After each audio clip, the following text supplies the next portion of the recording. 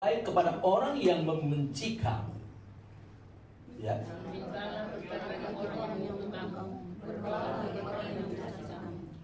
Barang siapa menampar pipimu yang satu, berikanlah juga kepadanya pipimu yang lain. Dan barang siapa yang mengambil jubahmu, biarkan juga ia mengambil bajumu. Berilah setiap orang yang meminta padamu, dan jangan memintakan balik kepada orang yang mempunyai. Dan sebagaimana kamu kehendaki supaya orang berbuat kepadamu, perbuatlah juga demikian kepada mereka. Dan jika kamu mengasihi orang yang mengasihi kamu, apakah jasamu? Karena orang-orang berdosa pun mengasihi juga orang-orang yang mengasihi mereka. Sebab jikalau kamu berbuat baik kepada orang yang berbuat baik kepadamu, apakah jasamu? Orang-orang berdosa pun berbuat demikian. Dan jikalau kamu mengerjakan sesuatu kepada orang, karena kamu berharap akan menerima sesuatu daripadanya, apakah jasamu? Orang-orang berdosa pun mengerjakan kepada orang berdosa, supaya mereka menerima kembali sama banyak.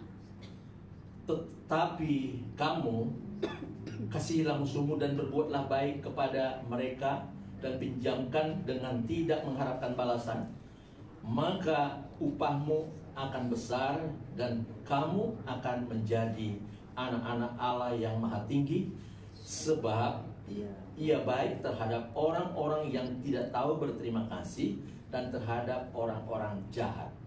Sama-sama. Hendaklah kamu murah hati, sama seperti Bapamu adalah murah hati. Nah, tema khotbah saya hari ini saya ambil dari ayat 36 itu, yaitu dikatakan hendaklah kamu murah hati, sama seperti Bapamu adalah murah hati. Nah, temanya adalah ciri-ciri orang yang murah hati. Nah, ciri-ciri orang yang murah hati. Saudara, mungkin ada pertanyaan, murah hati itu apa sih? Gitu kan? Murah hati itu apa sih? Kita masih sering bertanya-tanya, murah hati itu apa?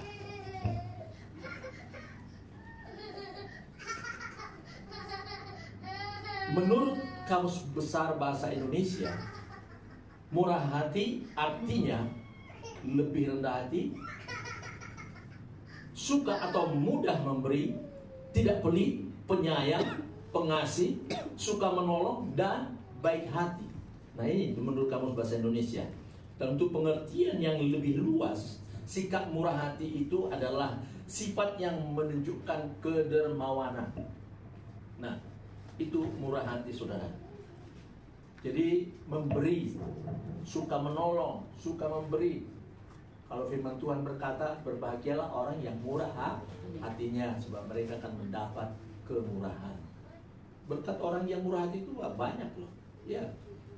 Sebab ada juga firman Tuhan berkata, tabur tuai ya, apa yang kamu tabur itu kan yang kamu tuai. Dan kalau kita bermurah hati kepada orang lain, saudara, sebenarnya kita bermurah hati kepada Tuhan. Kan apa yang kita perbuat untuk orang lain, artinya kita perbuat juga untuk Tuhan. Gitu, ya. Jadi saudara, kalau saudara bermurah hati, ada keuntungannya. Kemudian menurut 1 Korintus 13 ayat 4 dikatakan di sana kasih itu, ya, murah hati. Salah satunya kasih itu murah hati. Jadi saudara, murah hati itu adalah produknya kasih. Salah satu bagian dari kasih, saudara. Kalau orang punya kasih, pasti ada murah hati itu keluar. Ya. Pasti ada murah hati. Tapi kalau orang murah hati belum tentu punya kasih, saudara. Tapi kalau orang punya kasih, pasti murah hati. Karena kalau buah roh juga ya, buah roh itu termasuk di situ kasih dan juga ada kemurahan. Ya, kemurahan juga buah roh, saudara. Nah, di ayat 36 tadi dikatakan Tuhan itu menginginkan kita untuk menjadi orang yang murah hati. Murah hati sebagaimana? Sebagaimana Bapa di surga bermurah hati. Amin. Amin. Apa kemurahan Bapa di surga? Banyak, saudara. Tapi yang paling besar kemurahannya adalah kita diselamatkan. Amin, saudara. Amin. Kita diselamatkan. Itu kemurahan Bapa di surga, kemurahan Allah. yang paling besar kita diselamatkan. Keselamatan itulah kemurahan Tuhan. Jadi di sini saya lihat kemurahan itu sebenarnya, murah hati itu tidak memandang orang itu, ya, orang itu jahat atau tidak. Orang jahat juga kita harus bisa bermurah hati. Sama dengan Bapa di surga, kita bermurah hati kepada kita yang berdosa. Amin, saudara. Amin. Kita selamat bukan karena perbuatan kita, bukan karena kebaikan kita, tetapi kita selamat karena apa? Karena kemurahan Tuhan, karena anugerahnya. Nah ini, jadi kita bermurah hati, kita harus bermurah hati seperti Allah sudah bermurah hati kepada kita. Jadi itu salah satu sikap Allah, saudara. Nah sekarang, ya, apa ciri-ciri orang yang murah hati itu? Ya, ciri-ciri orang murah hati.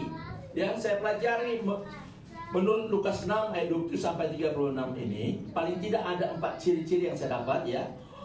Atau mungkin juga lebih, tapi di sini saya pilih 4 ciri orang yang murah hati, ya. Ciri-ciri orang yang murah hati. Yang pertama, coba dibuka ayat 27-nya, ya. Ayat 27-nya. Di sana dikatakan, tetapi kepada kamu yang mendengarkan aku berkata, kasihilah musuhmu, berbuat baiklah kepada orang yang membenci kamu. Yang pertama adalah mengasihi musuh.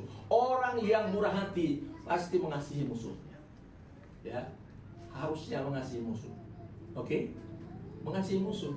Jadi kalau kita ketemu sama musuh, kita harus bermurah hati. Ada orang kan nggak mau menolong musuhnya kan? Biarin aja mati, sekalian tuh gitu. Yang kita benci terus langsung jatuh di depan kita, ya biarin aja dia mati tuh, mati aja sekalian, kan gitu. Umumnya begitu. Nah itu bukan murah hati, saudara. Itu menghukum. Padahal Roma 12 ayat 14 mengatakan apa? Berkatilah orang yang menganiaya kamu dan berkatilah. Berkati. Mana bisa kita berkati orang mengenai kita, kan gitu kan? Maunya itu dibunuh aja, kan gitu kan? Dibunuh. Tapi kita harus memberkati. Kalau kita mengasihi musuh kita, apa yang harus kita lakukan? Doakan. Orang yang mengasihi musuhnya itu adalah orang bermurah hati. Yang kedua, saudara, orang yang murah hati, ya, memberikan yang terbaik kepada orang lain. Coba lihat ayat 29 dan 30. Orang yang murah hati memberikan yang terbaik, ya. Barang siapa menampar pipimu yang satu, berikanlah juga kepadanya pipimu yang lain. Dan barang siapa yang mengambil jubahmu, biarkan juga ia mengambil bajumu.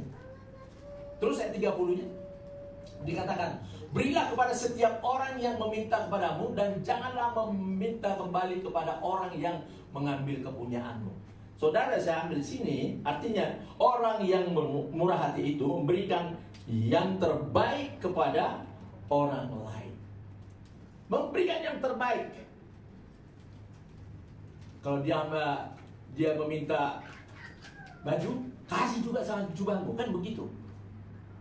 Tapi ada orang, kalau sekiranya ada orang begini, biasa kan kita kan memberikan pakaian bekas ke orang lain. Itu kira-kira kemurahan hati nggak itu? Itu bukan murah hati, saudara. Itu karena kita nggak butuh itu pakaian itu lagi.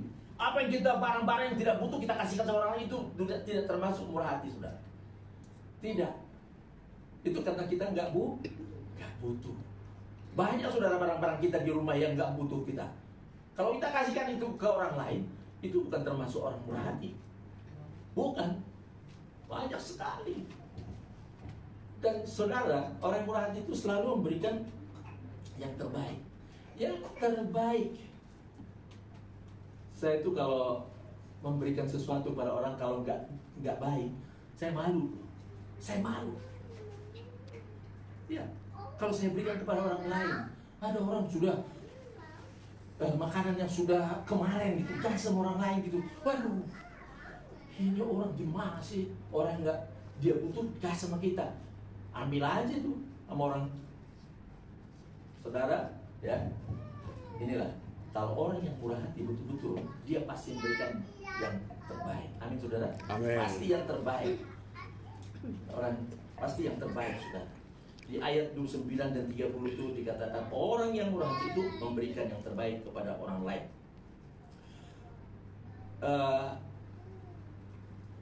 Dan juga saudara, yang ketiga, poin yang ketiga, saudara, saya nggak banyak-banyak khotbah saudara, saya singkat aja ya. Yang ketiga, di ayat 29 itu juga kita lihat ya, orang yang bermurah hati, orang murah hati itu membalas kejahatan dengan kebaikan. Jadi dia tidak membalas kejahatan dengan kejahatan, saudara. Roma 12 ayat 21 dikatakan apa? Janganlah kamu kalah terhadap kejahatan, tetapi kalahkanlah kejahatan dengan kebaikan. Saudara, saya di tetangga itu ya, di komplek itu, dulu orang banyak yang gak suka dengan saya karena saya tuh orang Kristen ya orang Kristen, jadi gak suka mereka, dan gak suka lah pokoknya.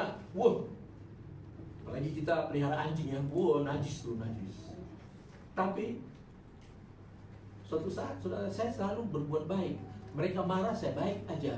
Waktu itu anjing saya, dia ada teh anjing di jalan itu, saya disuruh bersihin, padahal bukan teh anjing saya. Bapak yang punya anjing katanya.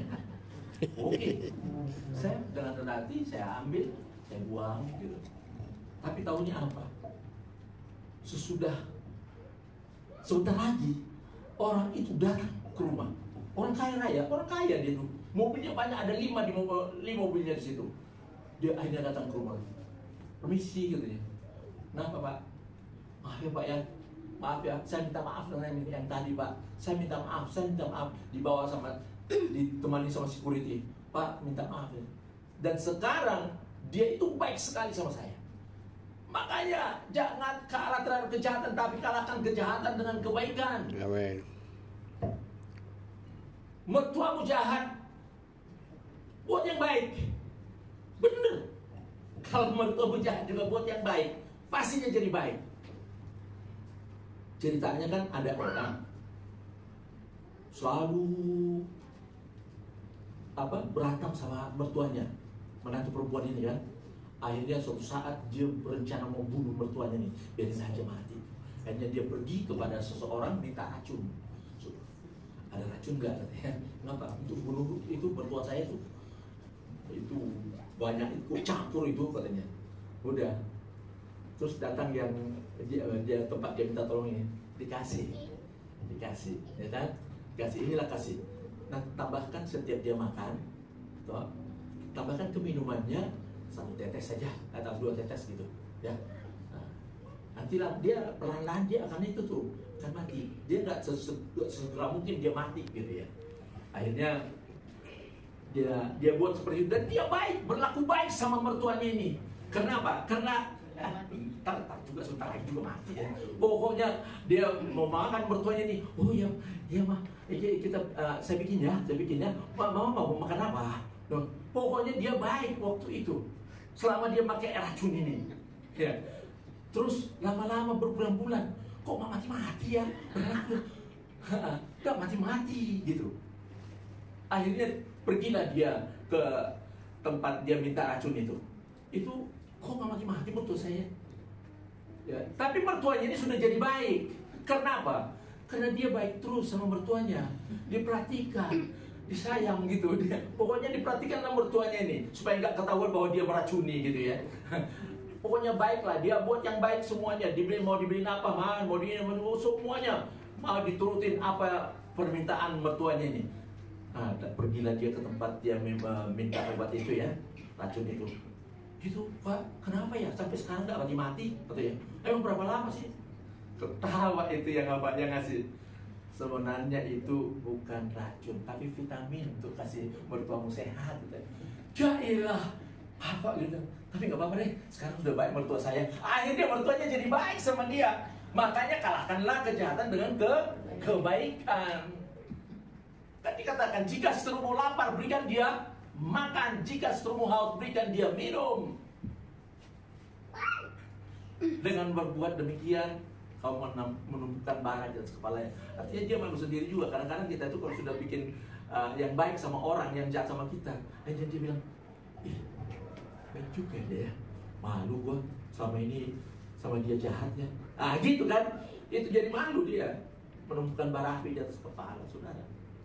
Jadi saudara harus kalahkan kejahatan dengan kebaikan. Kebaikan. Ada di sini yang punya kebencian terhadap saudara atau siapapun, sama mertua, sekarang ya kalahkan dengan kebaikan. Saya di kompleks saya itu semua baik sama saya. Kenapa? Saya baik. Kan dikatakan di sini, apa yang kamu inginkan orang lain perbuat, perbuat demikian. Di ayat berapa tuh? Ayat 37 ya? Ayat 35 ya? Kalau nggak salah. Iya, di ayat 35-nya seperti itu dikatakan saudara. Nah, dikatakan di sini di ayat 30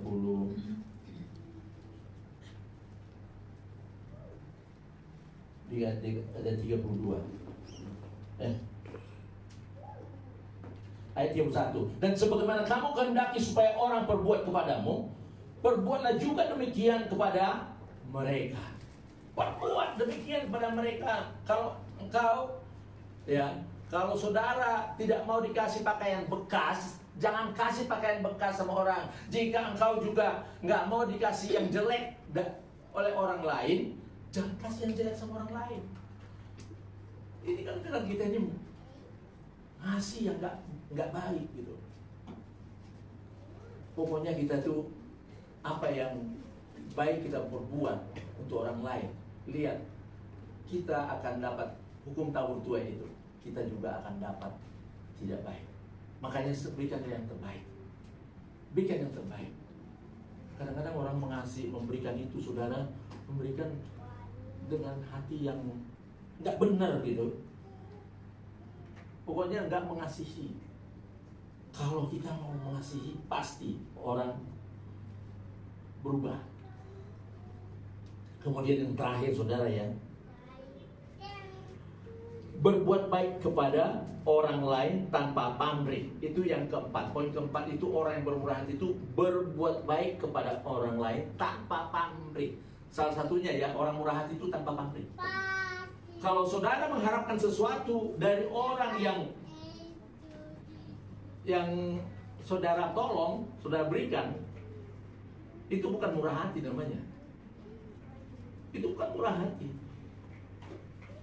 Makanya sebenarnya kalau kita menolong orang lain bermurah hati itu nggak pilih-pilih orang, saudara.